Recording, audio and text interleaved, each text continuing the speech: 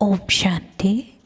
आज की अव्यक्त मुरली की तारीख है 22 जनवरी 1969 और अव्यक्त बाप दादा की अव्यक्त मुरली की सार है। बाप दादा के हाथ में बुद्धि रूपी हाथ हो तो परीक्षा रूपी सागर में हिलेंगे नहीं। दोपहर भूख के समय वतन का समाचार। आज वतन में गए तो ब्रह्मा बाबा जैसे यहाँ मुलाकात करते थे वैसे वहाँ ब्रह्मा बाबा ने मुलाकात की। बाबा ने कहा, बच्चों के भोजन के समय के अनुसार लेट आई हो। मैंने कहा, बाबा आपका तो 1-1:30 बजे भोजन पान करने का समय था। बाबा ने कहा, बाबा जब बच्चों के साथ भोजन खाता था तो बच्चों के टाइम भोजन खाता था, उस टाइम से लेट आई हो। फिर बाबा ने ब्रह्मा बाबा को कहा कि ले जाओ।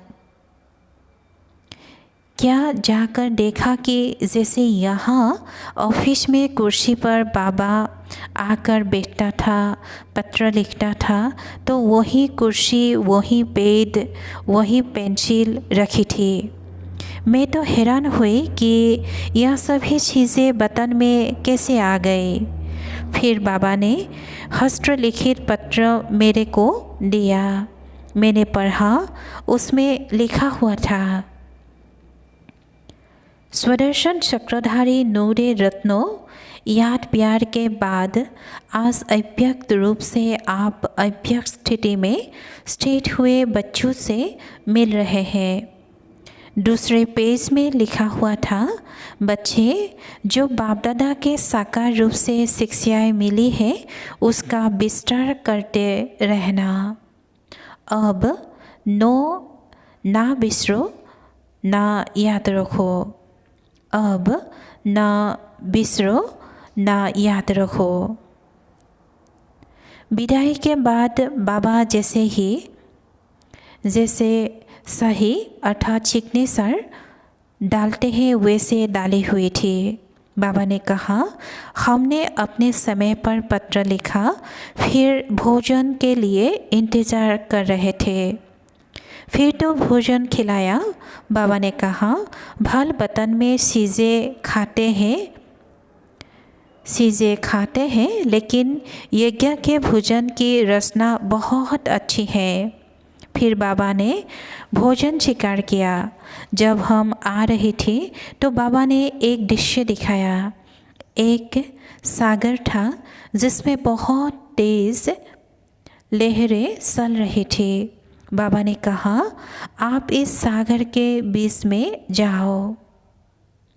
मैं घबराने लगी कि इतनी तेज़ लहरों में कैसे जाऊंगी। फिर बाबा की आज्ञा प्रमाण पाँव डाला। जहाँ पाँव रखा वहाँ की लहर शांत होती गई।